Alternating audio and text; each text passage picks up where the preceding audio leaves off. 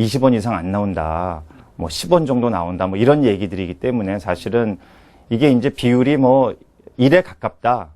또는 뭐 0.8이다. 뭐 이런 얘기가 됐을 때 좀 더 우리가 진지한 논의를 할 수 있는 것인데 대운하 사업이 그러했듯이 여전히 경제성이 없는 사업이다.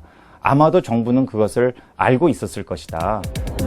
예비 타당성 조사를 받지 않아도 될 만큼 그렇게 시급한 사업이었을까요?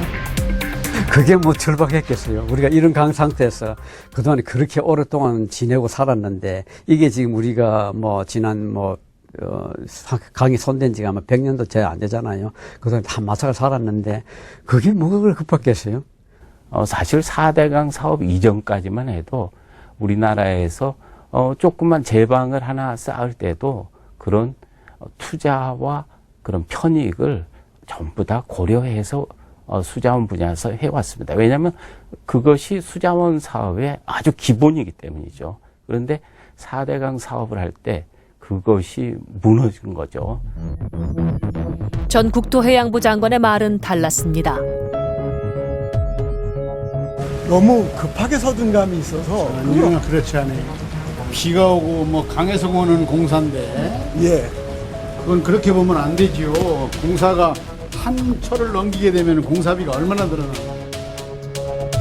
또 하나, 4대강 사업은 국토부 산하 중앙하천관리위원회의 심의를 반드시 거쳐야 했습니다. 수자원을 전공한 교수, 그다음에 뭐 환경 관련 공부한 사람, 관련 법을 공부한 사람, 정부 기관의 전문가들도 다들 대표가 되어 있죠. 국가의 모든 하천 계획을 심의하는 위원들은 평소 아주 작은 공사 하나를 심의하는데도 경론을 벌이곤 했답니다. 모든 하천 계획은 10년 이상의 미래를 보고 세우는 수자원 장기 종합 계획의 방향과 맞아야 한다는 하천법을 지켜야 했습니다. 4대강 사업이 통과될 그 즈음에 유효했던 이 장기 계획은 그 하천을 자연 친화적으로 관리해야 된다.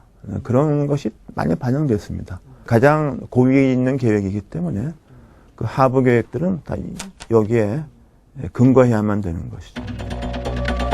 하지만 평소 하천의 생태복원을 주장했던 전문가들도 평소 소신을 굽히고 4대강 사업 심의를 너무도 쉽게 통과시켰습니다.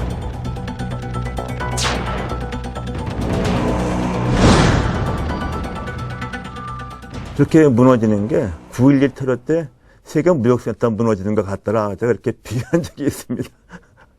그리고 평소에는 이른바 전문가들이라고 해서 그렇게 자기 지식을 자랑하고 권위를 세우던 사람이 일순간은 무너진 거예요. 양심을 저버릴 수 없는 전문가들에겐 어두운 터널 같은 시간이었습니다. 2008년 국토해양부로부터 대운하 연구를 용역받아 수행하던 건설기술연구원의 한 연구원이 4대강 정비계획의 실체는 운하계획이라고 인터넷상에 양심 고백을 했습니다.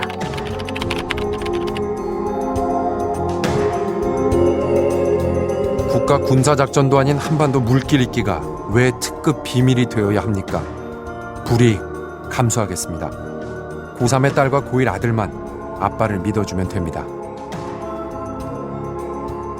이렇게 내가 어떤 목소리를 내거나 어떤 주장을 했을 때 이런 중징계를 받을 수도 있겠구나라는 것들이 사실 연구자들 마음속에 자리 잡게 됐고 비밀을 유지하겠다라는 서약서를 받았습니다.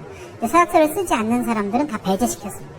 그러다 보니까 그 분위기 자체가 예전과 이 연구만큼은 다른 연구와 다르다라는 것들을 여러 차례 심어줬고 그리고 함부로 나섰다가는 큰 코 다치겠구나라는 생각들을 각자가 할 수밖에 없는 그런 상황들을 만들었죠. 정부가 발주한 연구를 많이 진행해보았지만 4대강 사업처럼 정부의 입김에 좌지우지되는 건 처음 겪는 일이었다고 합니다. 거의 일일보고식으로 청와대에 갔다가 다시 돌아오는 이런 정도까지 외부의 입김이 작용을 했었습니다. 어느 정도 그러니까 정권에서 이미 결론을 내놨고 그 결론에 맞추기 위한 전문성, 내가 연구자들이 정권의 도구가 되는, 이렇게 시녀가 되는 그런 역할들을 담당을 했던 거죠.